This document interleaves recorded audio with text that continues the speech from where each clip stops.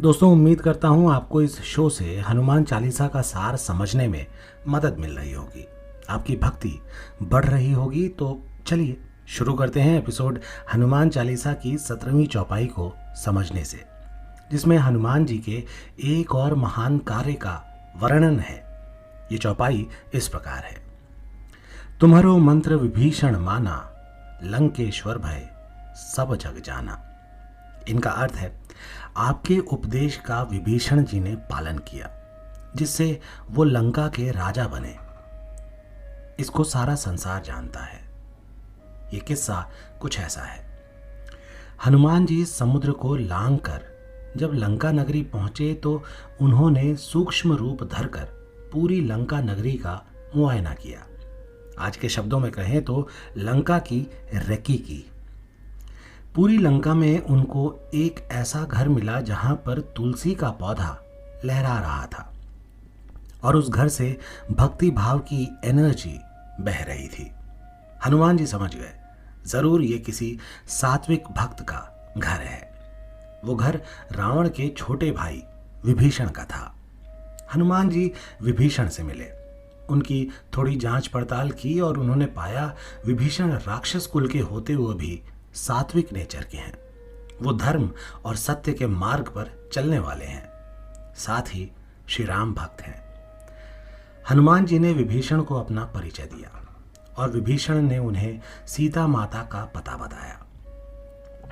हनुमान जी ने विभीषण को समझाया कि उनको दुराचारी रावण का साथ देने के बजाय धर्म और सत्य के रक्षक श्री राम जी का साथ देना चाहिए और इस धर्म युद्ध में उनकी सहायता करनी चाहिए।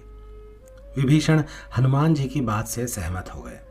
उन्होंने पहले अपने भाई रावण को समझाने की कोशिश की कि वो श्री राम से शत्रुता त्याग दें और सीता माता को सम्मान के साथ लौटा दें, मगर बहुत समझाने पर भी वो नहीं माना। उल्टा विभीषण को ही धक्के देकर लंका से बाहर निकाल दिया।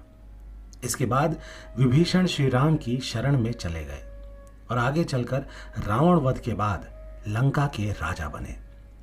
विभीषण के राज्यकाल में पाप की नगरी लंका में राम राज्य स्थापित हुआ।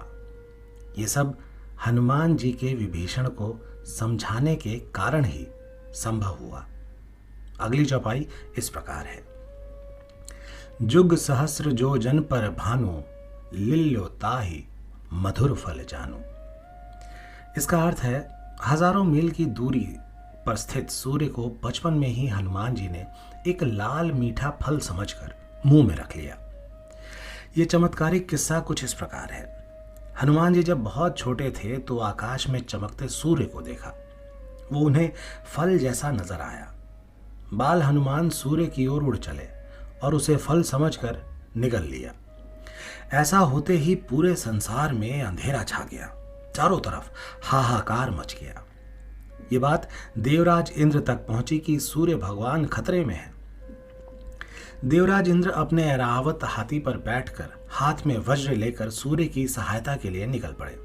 उन्होंने देखा कि एक छोटा सा बालक सूर्य देव को मुंह में दबाए खेल रहा है। उन्होंने बहुत कोशिश की कि उस बालक से सूर्य देव की रक्षा कर सके, मगर असफल रहे। इससे उन्हें क्रोध आ गया। इंद्रदेव हनुमान की शक्तियों से परिचित भी नहीं थे, ना ही उन्हें यह पता था कि वो खुद शिव जी के अवतार है। इसलिए गुस्से में आकर इंद्र ने हनुमान पर अपने वज्र से प्रहार कर दिया, जिससे हनुमान की ठोड़ी पर जोर की चोट लगी। उनका मुंह खुल गया और सूर्यदेव मुंह से बाहर आ गए। लेकिन बाल हनुमान बेहोश होकर पृथ्वी पर गिर पड़े। वज्र के प्रहार से उनकी ठोड़ी भी टूट गई। ठोड़ी को संस्कृत में हनु कहते हैं, इसलिए उसी दिन से उन्हें हनुमान नाम से पुकारा जाने लगा। जब ये बात पवन देव को पता चली तो उन्होंने क्रोध में अपनी गति रोक ली। सारी दुनिया हवा के बिना मरने को हो गई। पवन देव का क्रोध शांत करने के लिए ब्रह्मा जी ने हनुमान को स्वस्थ किया। इसके बाद पवन देव ने वापस हवा का बहाव शुरू किया, जिससे सभी की रुकी हुई सांसें वापस चलनी शुरू हो गई। उसके बाद सभी देवताओं ने मिलकर बाल हनुमान को वरदान और शक्तियां दी। ब्रह्मा जी ने हनुमान को वरदान दिया किसी भी अस्त्र शस्त्र से उनकी हानि नहीं होगी। इंद्र ने उनके शरीर को वज्र से भी कठोर होने का आशीर्वाद दिया। यमराज ने पूरी आयु और अच्छे स्वास्थ्य का आशीर्वाद दिया। सूर्य ने उन्हें श्रेष्ठ ज्ञान और बुद्धि का वरदान दिया। वरुण देव ने वरदान दिया कि उन्हें जल से कभी हानि नहीं होगी। इसी तरह अन्य सभी देवी देवताओं ने भी हनुमान को आशीर्वाद दिए। हनुमान जी ने कभी भी किसी वरदान या शक्ति का दुरुपयोग नहीं किया। हमेशा उससे श्री राम जी के कार्य किए जो धर्म के अनुसार थे। हनुमान जी का ये गुण सभी गुणों से बड़ा है जो हमें सिखाता है हमें अपनी शक्तियों का हमेशा सही इस्तेमाल करना चाहिए, तभी वो हमारी और संसार के मंगल के काम आती हैं, वरना शक्तियां भी अभिशाप बन जाती हैं।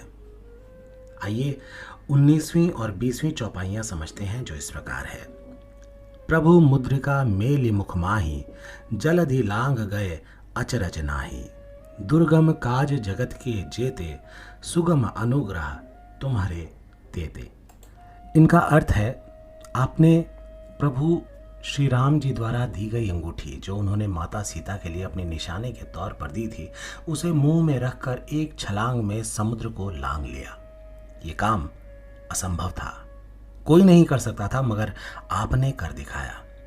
और इसमें जरा भी हैरानी की बात नहीं, क्योंकि संसार में जितने भी कठिन से कठिन काम हो, असंभव लगने वाले काम हो, वो आप आसानी से कर गुजरते हैं।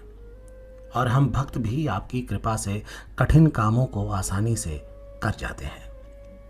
रामचरितमानस में तुलसीदास जी ने कहा भी है कि ऐसा जगत में कौन सा कठिन काम है जो हनुमान जी नहीं कर सकते, यानी वो सब कुछ कर सकते हैं। आइए अगली 2 चौपाइयां समझते हैं। राम दुआरे तुम रखवारे, होत न आज्ञा बिनु पैसारे। सब सुख लहे तुम्हारी सरना, तुम रक्षक काहे को डरना। इसका अर्थ है, आप श्री राम के द्वार के रखवाले हैं। आपकी आज्ञा के बिना राम के द्वार पर किसी को प्रवेश नहीं मिलता।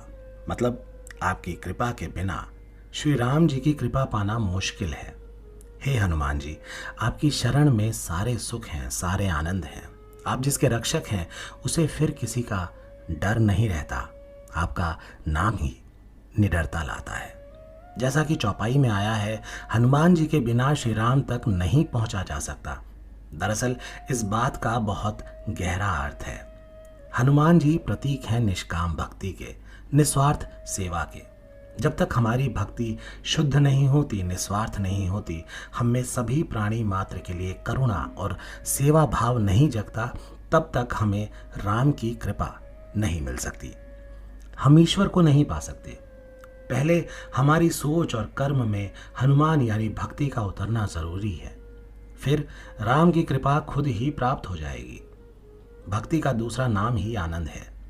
ये ऐसा सुख है जो कभी नहीं घटता, बस बढ़ता ही जाता है। जैसे कोई मिठाई कितनी टेस्टी है ये उसे खाकर ही जाना जा सकता है, किसी को बताने से नहीं पता चलता। ऐसे ही भक्ति में क्या सुख है ये तो सिर्फ भक्त बनकर ही जाना जा सकता है।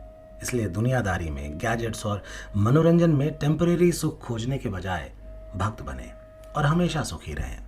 दोस्तों, अगले एपिसोड में बात होगी हनुमान चालीसा की आगे की चौपाइयों की।